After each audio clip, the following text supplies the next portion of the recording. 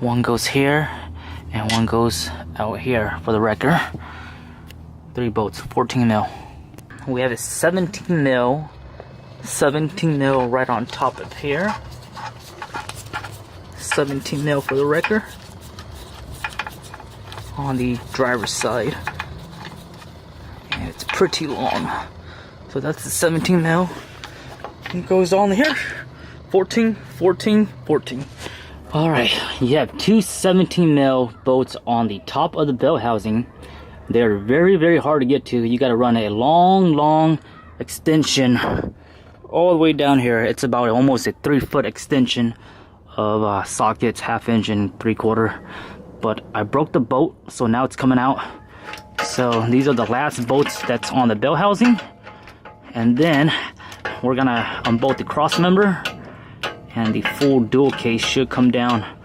I'm pretty nervous because it's a dual case, so it's much more heavier than just your normal D case and whatever. But man, it's good to have all these long extension. There you go. So that's the last bolt on the bell housing. The 17 mil. Let me get my hands on it. So let me show you guys how long this is. So 17 mil. So these 2 bolts are on the tops. This is how long my extension was.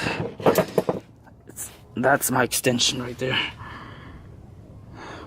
Got 10 inch, 6 inch, 2 inches, 2 inches, and then 6 inches, whatever that is.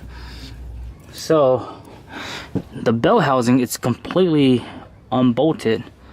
Now we just gotta drop the cross member. And for the cross member, it's a dual case, so it's not your standard cross member. It's like this. I'm gonna get the jack ready first, and then we'll start unbolting these. Okay guys, so I'm doing my clutch replacement on my dual case 95 Toyota pickup. I'm putting the 1,200 pound Marlin Crawler kit. So this is the old flywheel. Looks to be in good shape. The old clutch itself,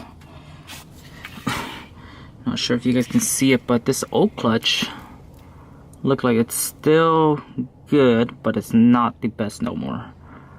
So I'm glad I'm replacing it. It's almost to the rivets actually.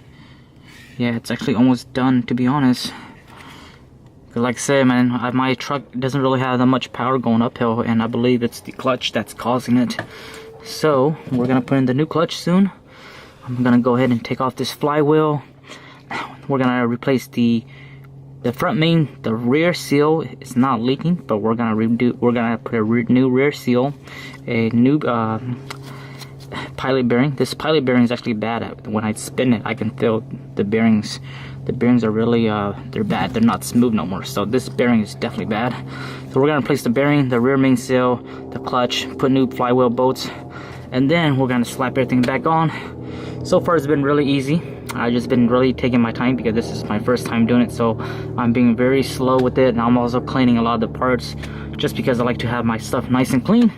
So I'll keep you guys updated on the installation and let you guys know how it goes.